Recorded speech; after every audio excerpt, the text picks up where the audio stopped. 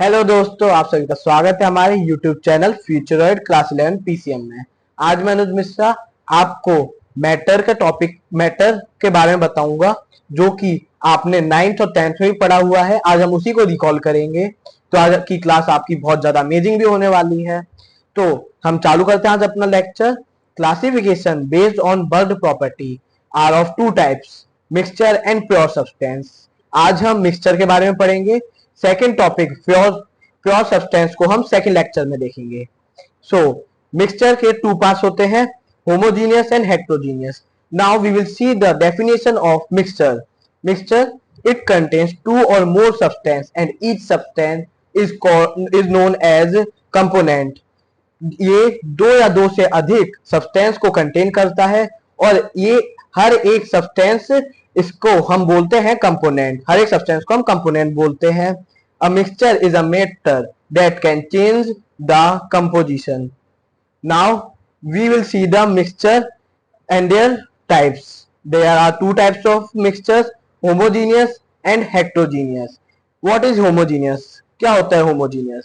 एक हमने सैंपल लिया जो कि एक शुगर सॉल्यूशन है। अब हम इसमें से अलग अलग सैंपल लेंगे। पहला सैंपल हमने ऊपर की साइड से एक ले लिया, फिर हमने एक साइड से सेकंड सैंपल लिया, थर्ड सैंपल लिया।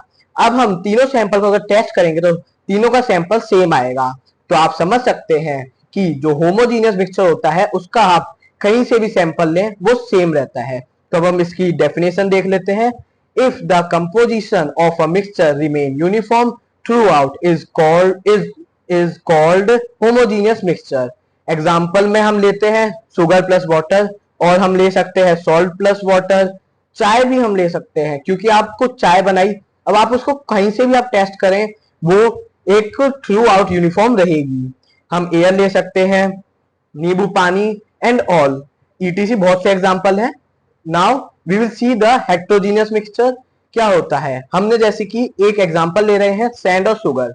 अब आप सैंड लो और शुगर लो, उसके सैंपल्स ले लो। अब आप देखोगे कि किसी सैंपल में कुछ पार्टिकल्स जो होते हैं सैंड के ज्यादा हैं, किसी में शुगर के ज्यादा। तो नॉन यूनिफॉर्म भी बोल सकते हैं या नॉन इवन अनइवन भी है ये। अब हम एक और एग्जांपल अगर लें तो ऑयल और वाटर भी ले सकते हैं। आपने देखा होगा कि वाटर की ले और ऑयल की लेयर हमेशा डिफरेंट रहती है, वो एक सेपरेट फॉर्म करते हैं।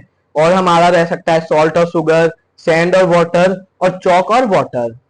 Now we will see the definition. If the component is variable and new components can also be found in some parts of the mixture is called heterogeneous mixture. Thank you.